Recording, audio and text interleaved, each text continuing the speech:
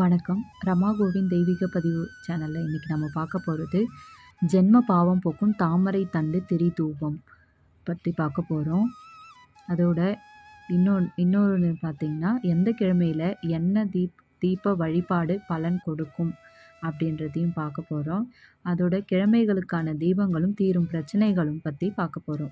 வீடு, அலுவலகம், கோவில் போன்ற இடங்களில் தெய்வங்களை வழிபடும் போது தீபங்களை ஏற்றி வழிபாடு செய்து வந்தால் தடைகளும் பிரச்சனைகளும் விலகுவதை கண்கூடாக பலரும் பார்த்திருப்போம்.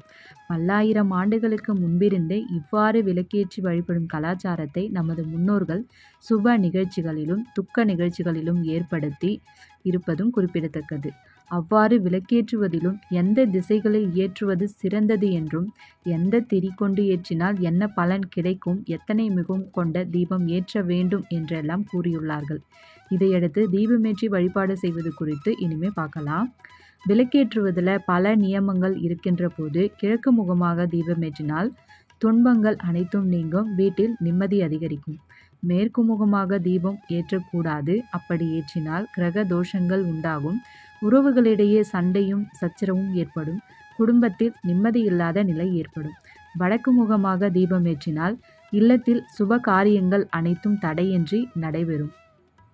வீட்டில் உள்ள குழந்தைகள் கல்வியில் சிறந்து விளங்குவார்கள். காரிய தடைகள் என்பதே இல்லாத நிலை ஏற்படும்.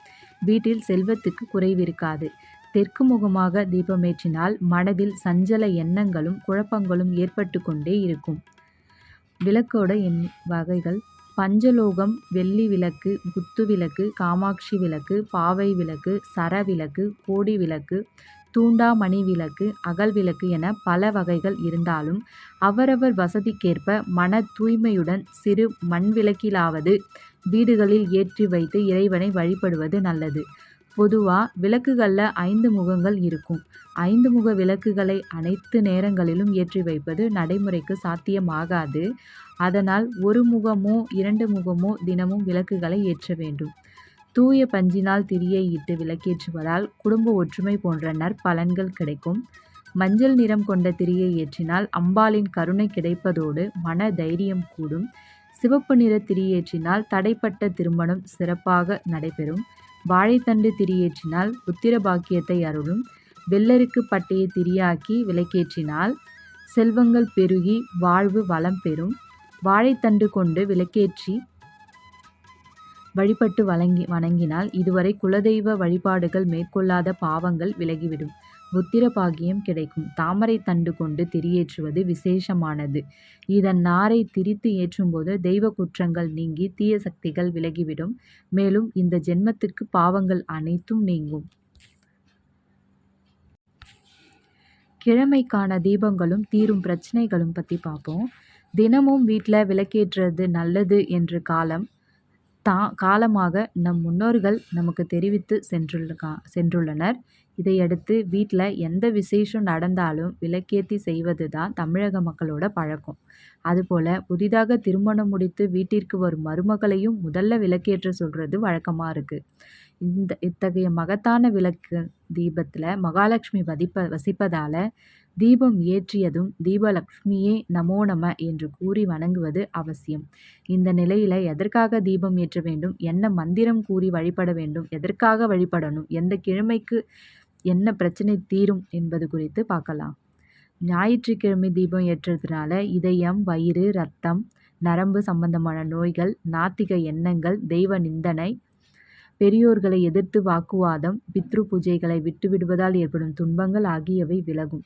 திங்கட்கிழமை தீபம் ஏற்றுவதால் மனக்கவலை, மனோவியாதி, நிம்மதியின்மை, பயம், தாழ்வு மனப்பான்மை, குழந்தைகளுக்கு ஏற்படும் குறை, வெள்ளை புள்ளிகள் போன்ற சரும நோய்கள் ஆகியவை விலகும்.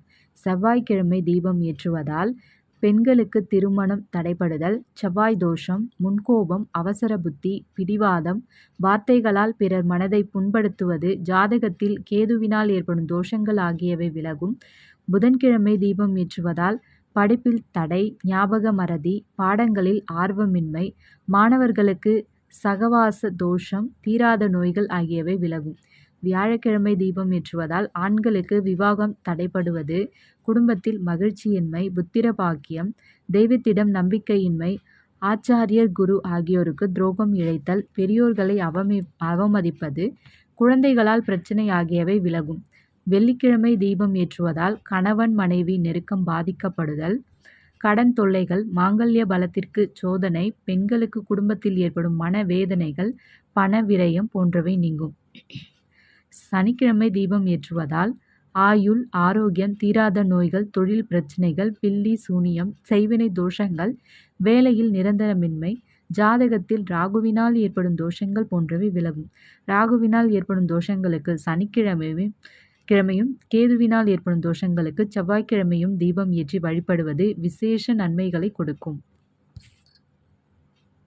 நன்றி.